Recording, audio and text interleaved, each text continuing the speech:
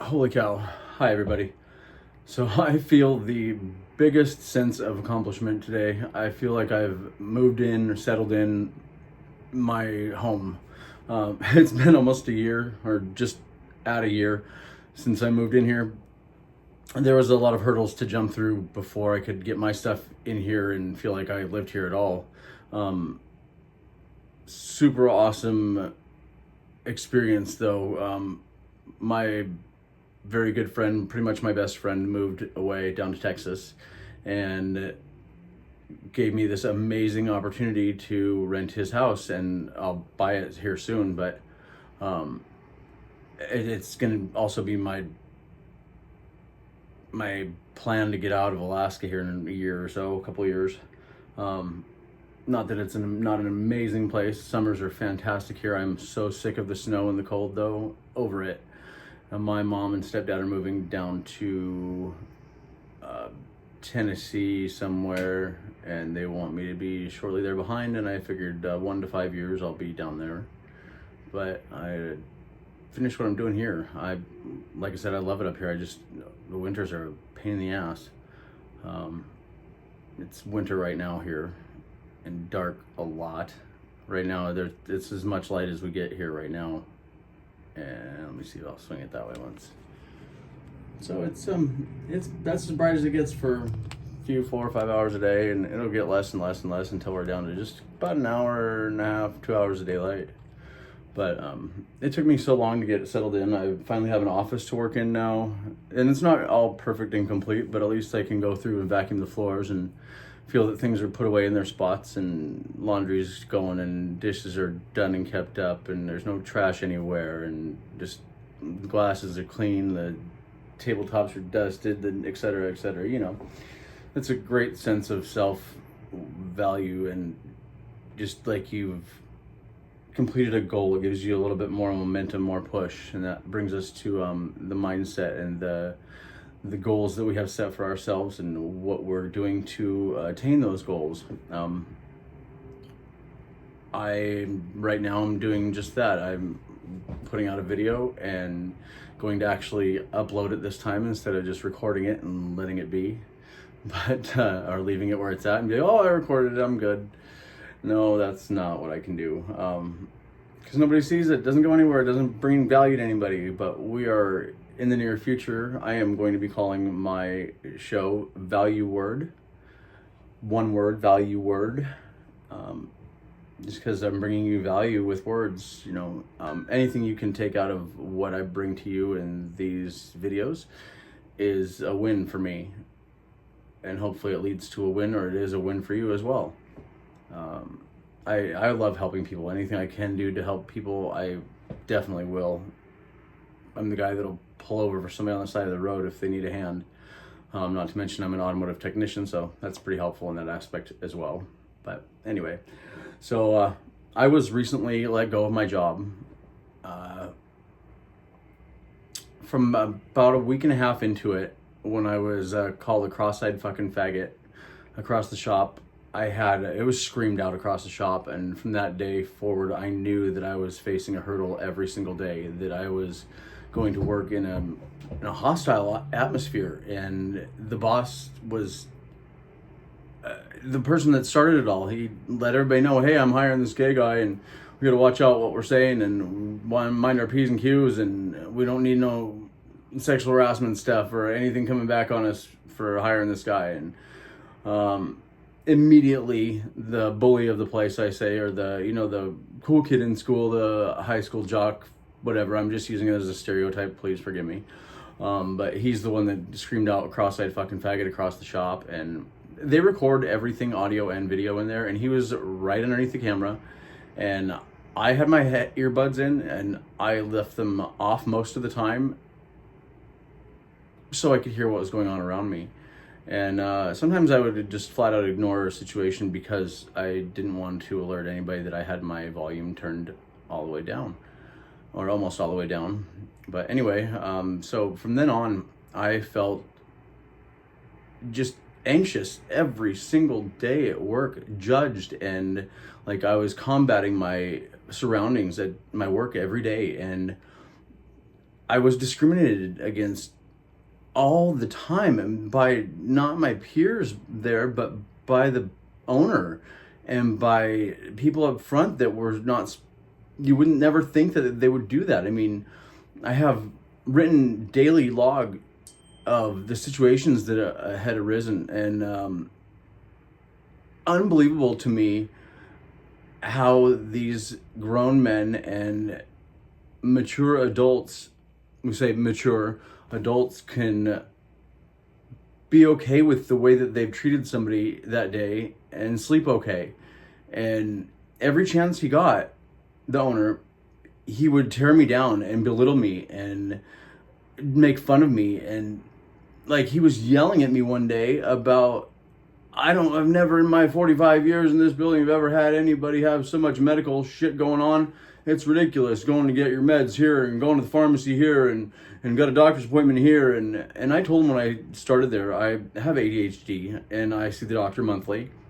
And the pharmacy I go to, I'm sorry, it's not open anytime but banker's hours. And we don't get a day off during the week to go handle our shit. So yeah, sometimes you got to go and take care of a couple things. And he did not like that. I even go to the bank. My bank is closed by the time we get off work, and they're not open till after we get to work. So, and my lunch hour is gone, and then some to get across town to get to the bank. So he was mad that I had to go make a deposit to make my truck payment. And he would scream and yell this stuff and like make me feel super small, like a bug on the ground, you know. It was just not okay. Somebody that you're working for is supposed to lift you up and be positive and supportive. And I managed a few times in different situations, and I was always trying to lift that person up positively. And if there was a situation at all, I would try to work through it, work around it, and get a positive outcome, something that was not belittling or demeaning or derogatory in any way. That's just not okay. It blew my mind, though, how evil he was towards me. And I can only say that because of the massive amounts of every day, every other day, every week proof that I've written and recorded. And when he let me go, I had just fallen in the parking lot out back, inside private property on the gates. There was no sand, no gravel, no nothing. The yard was a sheet of ice. I was wearing boots, though, and winter boots and stuff, and I was very careful, but I slipped and fell right on my tailbone and my back, and it hurt like hell, and my back was out after I went to lunch, and I got up, and I couldn't barely walk, and I sent him a text, and I said, I have to go to the chiropractor. I will be back tomorrow to finish the car I started today. I started, 2 of them. And he said, pack your shit tomorrow and come in and get everything, and I'm not dealing with it. So I don't know if that's illegal or not, but I don't feel that that's okay. And not to mention, we worked 93 hours, 98 hours, 100 hours, sometimes a pay period, and that's 10 days. And we never got overtime. Well, I never did. I know other people have different pay rates and things, and I was making hourly wages, not to mention $5 an hour less, just because he wanted to, than the wage we agreed upon. And that's after he talked to my previous employer, which he wasn't supposed to do either. He told me that when I interviewed and talked to him the second time, right before I started there, he told me that, I do talk to those people across the way, and I have discussed other people. I don't need to discuss you, but he's like, I have discussed other people that I've had employed here, even after they've left. And well, I shouldn't probably say nothing, he says. But as soon as he talked to them, and I could tell because he told on himself, psychologically people tend to do that, and I don't think it's a good thing by any means, but he told on himself. He's like, letting me know that he had talked to them before about other people and naming off the names of the people that run the show and talking shit about him a little bit to try and maybe get me to say some negative stuff about him. And I wasn't gonna. I wasn't there to do that. I was there to work and perform a job. And granted, I was late a multitude of times. I'm not even going to try and deny that. But every single day there was somebody late, and the one guy that used to bitch about me, he would come in from the valley a little drive, 30 to 50 minutes, 50 to an hour, whatever. And he would come in late almost every single day. And he'd have an excuse every single day, and I didn't have an excuse every day. I wasn't late every day, but I was late once or twice a week, probably a couple minutes. But to make up for that, I felt I was doing it justice by coming in a half hour, 45 minutes early every day. When I wasn't a couple minutes late, I was there way early, and I'd start working right away. It's not like I dicked around and had coffee and donuts and whatever. No, I went to work immediately. I'd stay late almost every day throughout the first 6 months, almost till he kicked me out every day. And I never got any extra for that. Nothing at all. We don't have a time clock there. He just says, this is what you work. The hours were open. And so 93 hours or 98 hours or whatever it was a week. And we got paid straight hourly wage, no overtime. I don't think that's legal, but I'm going to have to check on that. And I'm definitely going to talk to somebody about that. It doesn't feel like it's okay.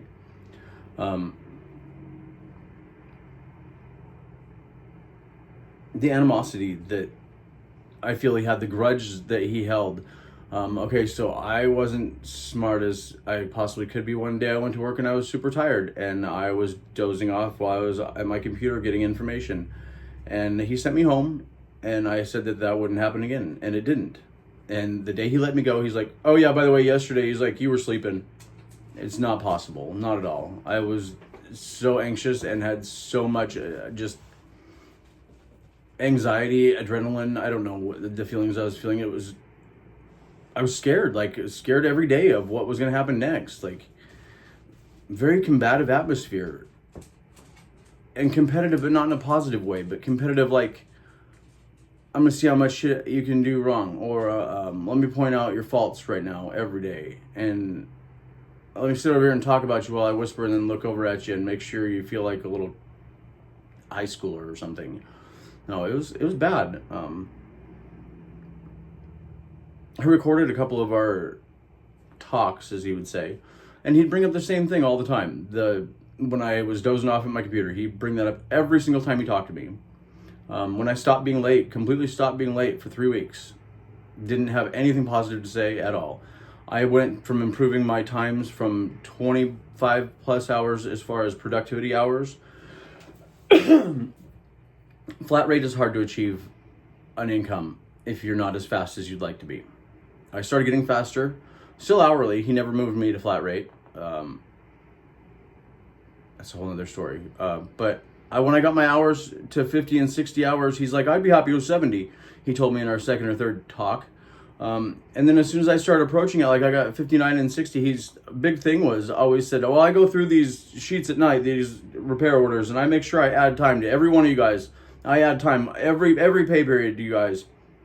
No, he didn't. I checked for 2-3 months straight.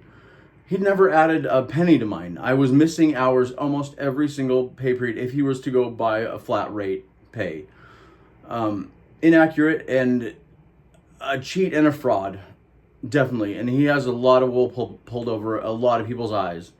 If I didn't have proof, I wouldn't say that confidently. But as you'll see, I'm not somebody that will, without confidence, speak out about anything without knowing for sure.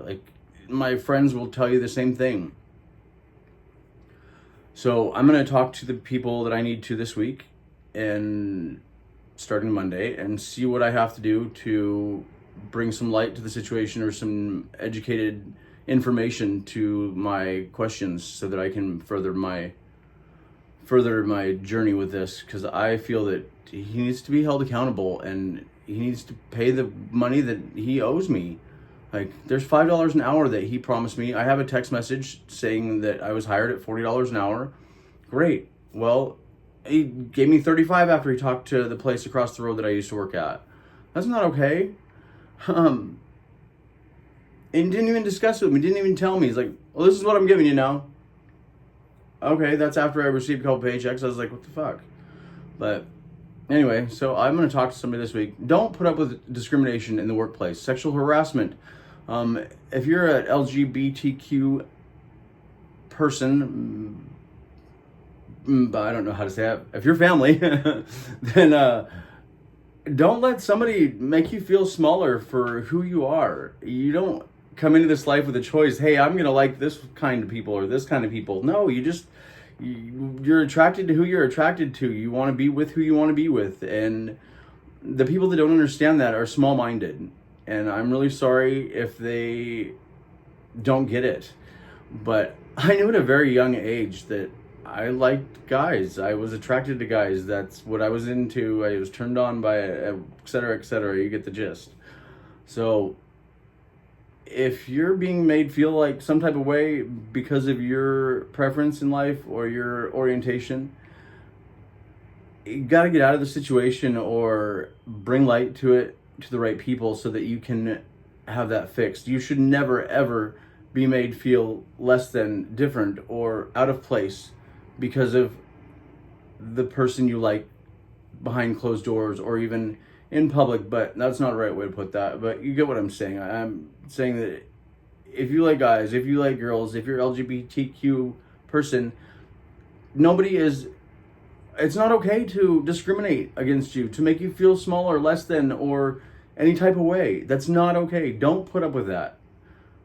Talk to the people higher up, or if you can afford to, go to a different work environment.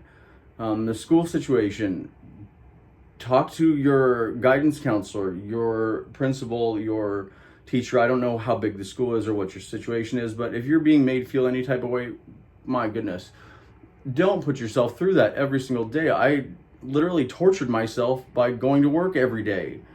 Every single day I felt tortured, and that's not okay. I am without a job now for a couple of weeks, and I just now feel good again. I felt really torn down and really crappy for a minute. Like, don't do that. I just can't stress enough. Don't do that. Okay, I'm gonna come back with the next video here. We're gonna upload this one right away so that you can get value out of it.